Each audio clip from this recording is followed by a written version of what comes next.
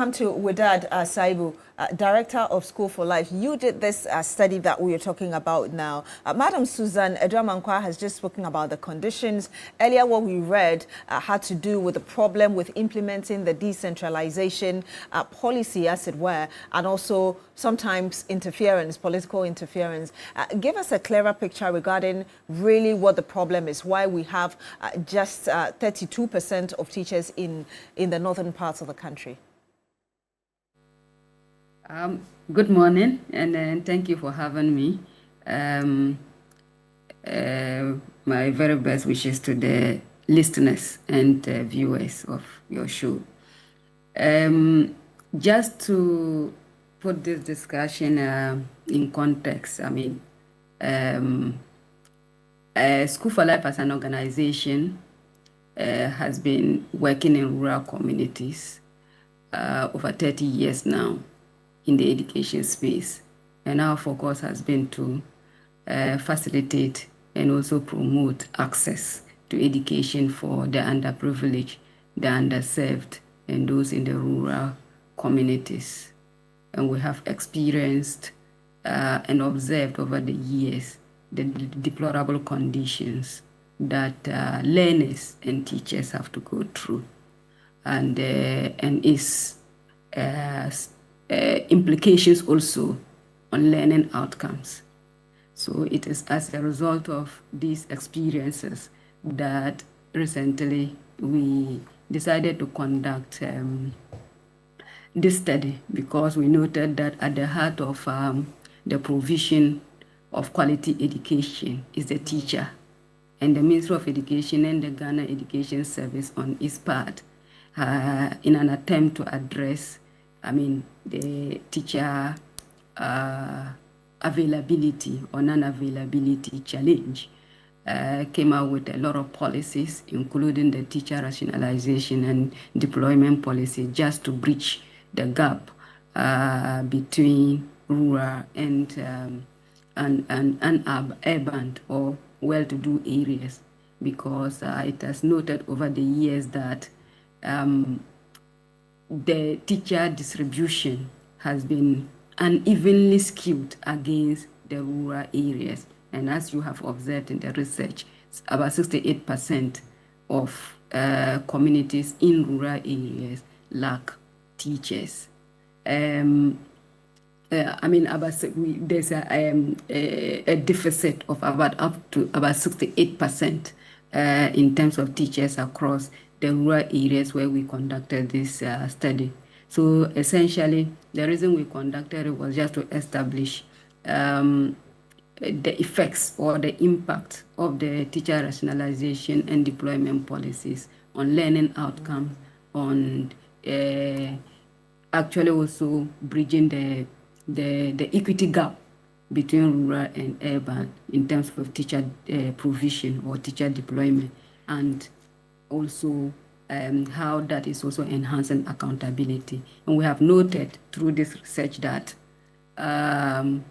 the teacher rationalization and deployment policies has been implemented over 7 years now, but its effects hasn't really been that much in terms of the positive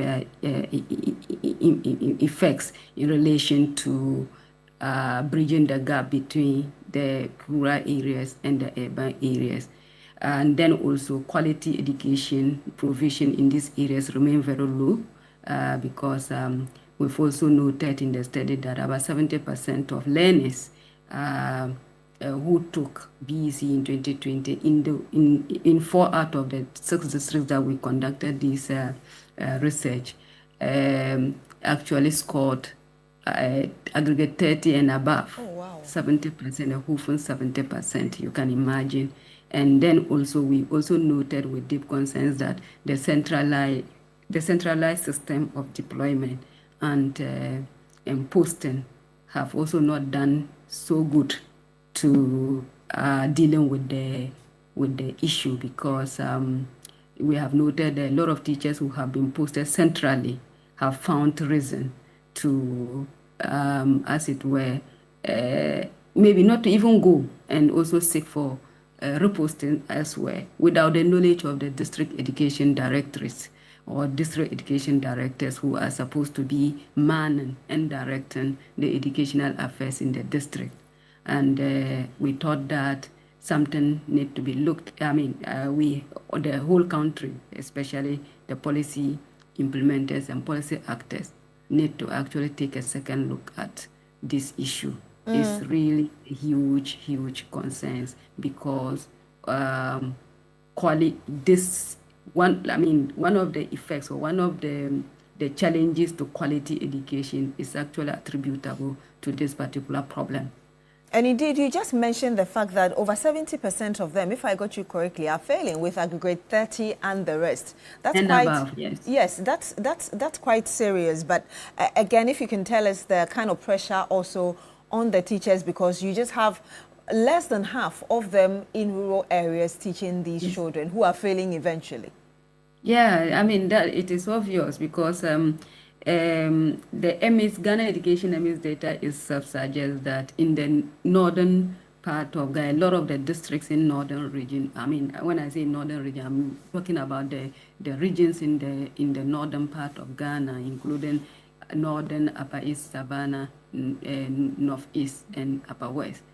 A lot of the districts communities in these areas, in terms of pupil-teacher ratio, are doing highly below the average, the national averages.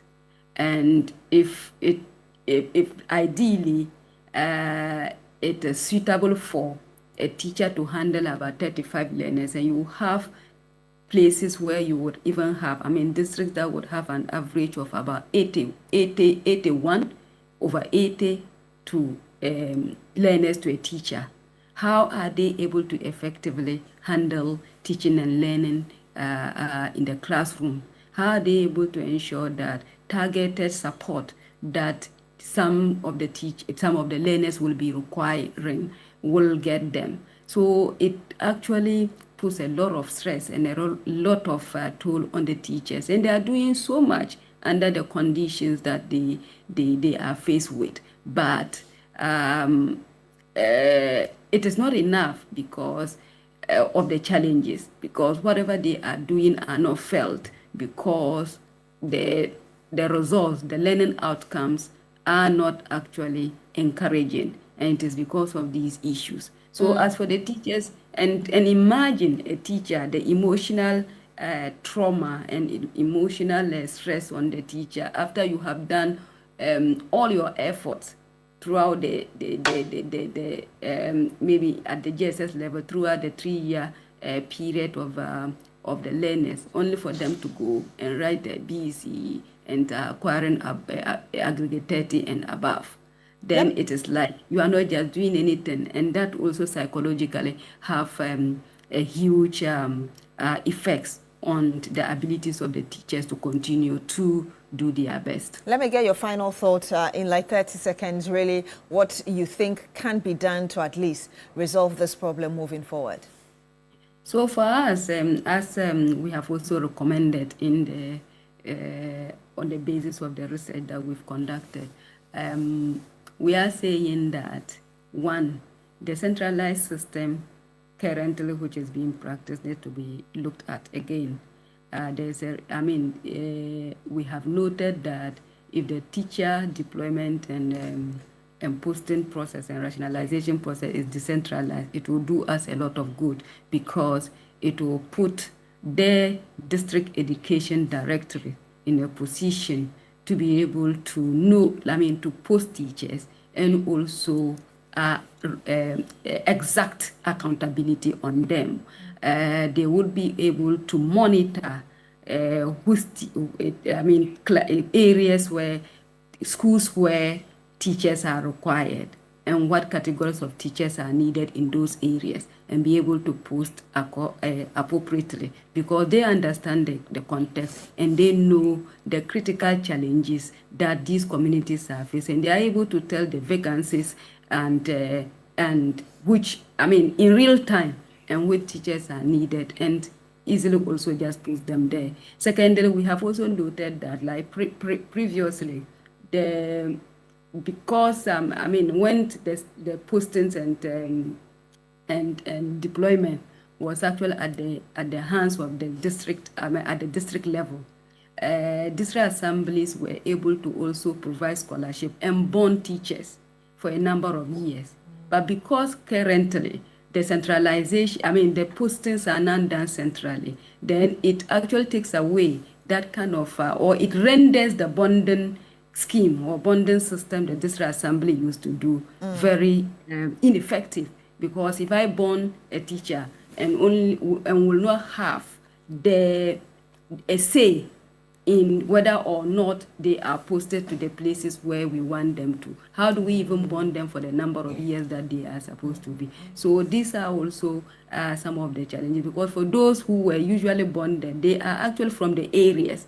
And once they are in the areas, even with the way, I mean, earlier before I joined, I listened to the conversations where the issues about the deplorable conditions in the communities were discussed, and as one of the reasons or the causes for why teachers do not want to stay there. But if teachers who are actually from those areas are posted to these areas, they will see every reason to be there, because at least they are already from the communities and they are familiar with the challenges there. So we think that the centralized system, I mean, we are calling for a decentralized system of deploying teachers and posting teachers. We are also call on the government and relevant stakeholders to, as it were, also look into how we can also look at even the general development of rural areas, so that at least social amenities, basic social amenities that are supposed to make life a bit comfortable in these communities are provided, and that will see teachers also attracted to these areas. Lastly, I also want to echo one of the sentiments of your panel about the community's involvement, and that is what actually we have been doing, trying to encourage communities, facilitate communities to take responsibility and ownership of some of these processes, so that they are also in a position to help create the enabling environment in the communities for teachers to want to stay in these communities and work. Thank you so much, Madam Wedad Sayibu, Director, School for Life, for giving us additional information on the study you did recently. Let me